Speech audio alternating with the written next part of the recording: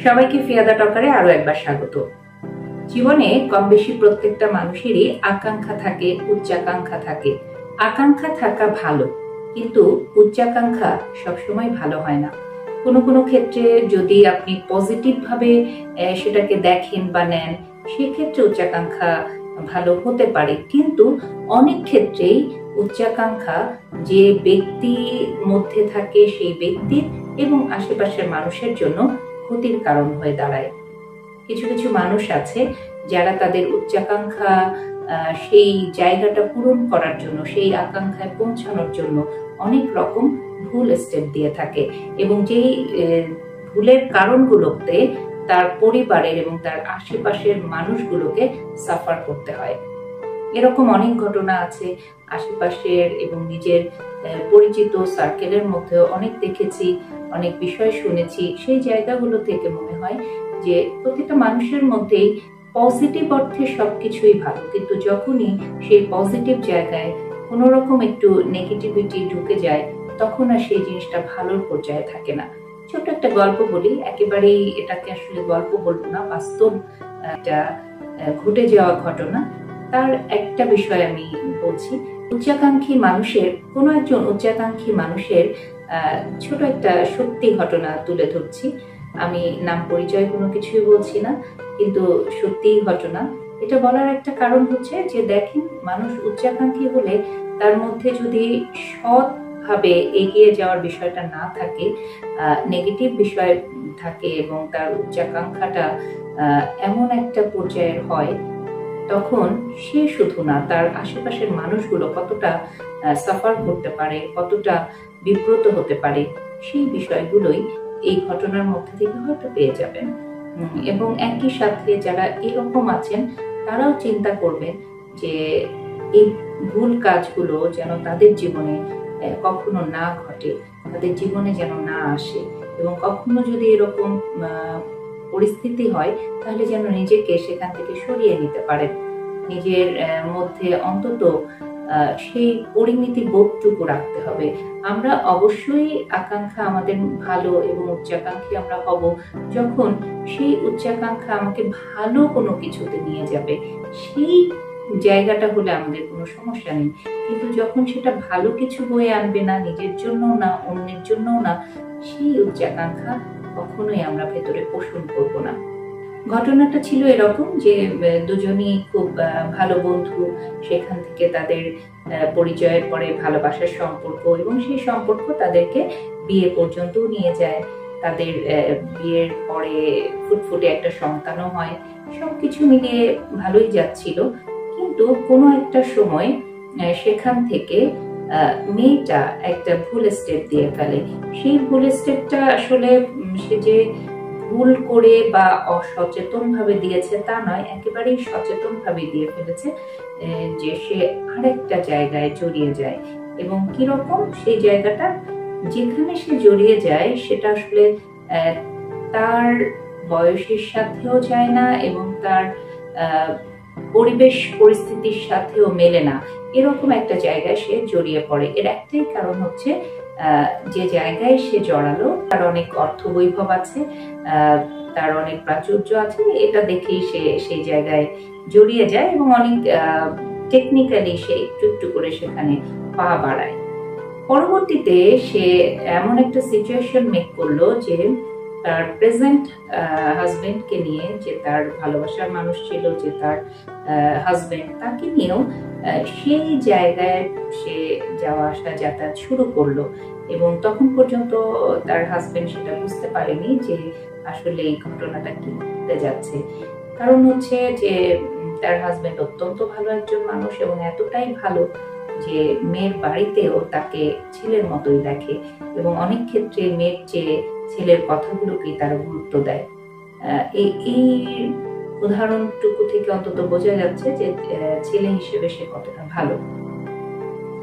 তারপরে যেটা ঘটে যে পরবর্তীতে সেই মেয়ে একদম ডিসিশন নিয়ে ফেলে এবং সেই লোকের সাথে সে সংসার করবে এবং বিয়ে করবে, এরকম ডিসিশন নেয়া এবং কাজটা করে ফেলা। এদিকে এই ঘরে তার একটা সন্তান রয়েছে। তো তো অত্যন্ত ভালো যে আগের হাজবেন্ড এখন তো এক্স হয়ে গেল, যেহেতু সে নতুন এক জায়গায় জড়িয়ে গেল, সেই হাজবেন্ড একরকম অবাক হওয়া ছাড়া তো তার কিছু করার ছিল না। এবং একই সাথে মেয়ের ফ্যামিলি সেই ছেলেকে যথেষ্ট সাপোর্ট দিল, উল্টো তারা মেয়েকে একরকম হুমকির মধ্যেই রাখলো। কিন্তু সেই মেয়ে দিব্যি সেই জায়গায় অ্যাডজাস্ট করে নিল। দেশে বিদেশে বিভিন্ন জায়গায় তার ঘোরাঘুরি শুরু হয়ে গেল এবং বিভিন্ন কিছু সে সোশ্যাল মিডিয়াতে শো অফ করা শুরু করলো। অনেকেই অবাক হলেও তার যে ফ্রেন্ড সার্কেল ছিল সেই মেয়ের, তারা কিন্তু ভুলেও বা একেবারে একটু সময়ের জন্য অবাক হয়নি। এর কারণ হলো তারা বলতো যে এই মেয়ে যখন তাদের সাথে বিভিন্ন মুভি দেখতো বা বিভিন্ন গল্প গুজব করতো, সবকিছুর মধ্যে তার একটা উচ্চাকাঙ্ক্ষা প্রকাশ পেত। কিরকম ফিল্মি জীবন দেখে সে মনে করতো আমার যদি এরকম একটা বাড়ি থাকতো, আমার যদি এরকম একটা গাড়ি থাকতো, আমার যদি এটা থাকতো। মানে সব সময় তার একটা পাওয়ার আকাঙ্ক্ষা, একটা লোভ, এটা আকাঙ্ক্ষার চেয়েও বলবো এখানে লোভ। এই যে তার অতিরিক্ত চাহিদা, অতিরিক্ত চাওয়ার একটা আকাঙ্ক্ষা, এই আকাঙ্ক্ষার জায়গাটা তার বন্ধুরা বুঝতে পেরেছিল। এজন্য তার বন্ধুরা কিন্তু একটাবারের জন্য অবাক হয়নি, তারা খুব স্বাভাবিকভাবেই বিষয়টাকে নিয়েছে, কারণ তারা খুব কাছ থেকে তার এই বিষয়গুলো দেখেছে। এজন্য তারা ভুলেও অবাক হয়নি। এই বিষয়টাই পরবর্তীতে কি হলো, মানে আরেকটা বিষয় হয়, মানুষের মধ্যে যখন ভুলভাবে কোনো কিছু লোভ ঢুকে বসে বা পেয়ে বসে, কিংবা যখন এই যে ভুল উচ্চাকাঙ্ক্ষা, সেই আকাঙ্ক্ষার জায়গায় মানুষ যখন যায়, একটা মানুষকে কিন্তু সে আঘাত দিয়ে আসলো। সে তার আগের হাজবেন্ডকে যথেষ্ট পরিমাণে আঘাত দিল, জেনে বুঝে সচেতন ভাবেই দিল এবং একটা ভালো মানুষকে আঘাত দিল। আমরা নর্মালি জানি যে, আমরা সাধারণভাবে বলে থাকি যে পাপ আসলে কখনো কাউকে ছাড়ে না। এবং দেখবেন মানুষের ফেসের মধ্যে দিয়েও সেই তার ক্যারেক্টারের বিষয়গুলো, তার যে নেগেটিভ বিষয়গুলো, সেগুলো কিন্তু ফুটে ওঠে। সত্যি তার যে চলাফেরা সে শো করতে থাকলো, কিন্তু তার ফেসের মধ্যে কোন রকম মানুষের যে একটা পাওয়ার শান্তি, সেটা তো নাই। এবং তার চেহারার মধ্যেও বেশ বাজে একটা ভাব চলে আসলো।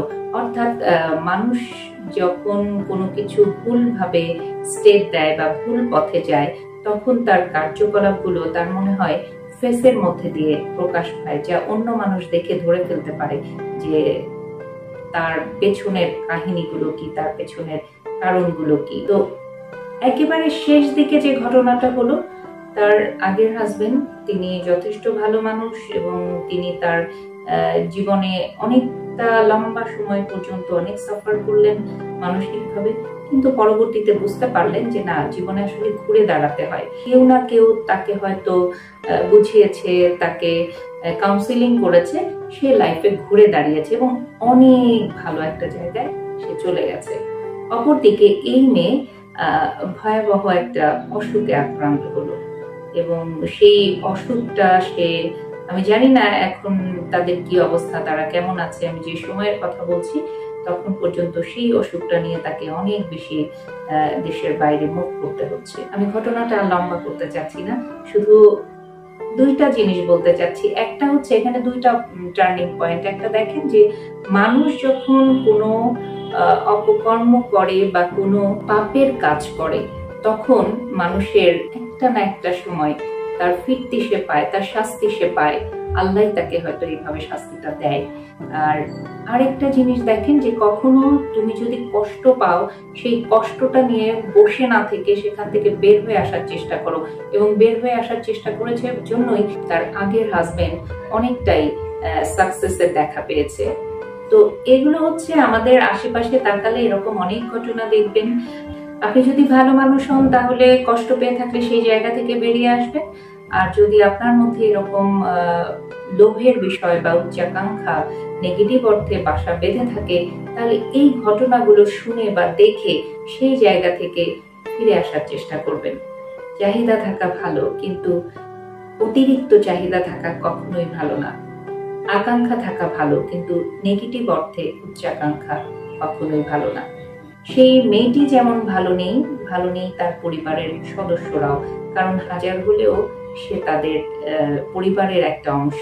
একটা সময় সেই মেয়েটির কারণে ওই পরিবারটিকে সমাজে হেয় হতে হয়েছে, আবার একই সাথে তার অসুস্থতার কারণেও পরিবারকে মানসিকভাবে কষ্ট পেতে হচ্ছে। তো এই ঘটনাগুলো আসলে আমাদের আশেপাশে ঘটে, এখান থেকে আমাদের শিক্ষাটা নিতে হয়। আমরা যে কোনো ঘটনার আদ্যোপান্ত দেখে সেখান থেকে আমাদের জীবনের সঠিক শিক্ষাটা গ্রহণ করার চেষ্টা করব। ভালো থাকবেন সবাই। আবার নতুন কোনো বিষয়, নতুন কোনো কথা কিংবা নতুন কোনো ভাবনা নিয়ে খুব দ্রুত ফিরে আসবো। চোখ রাখবেন ফিয়াদা টকারে।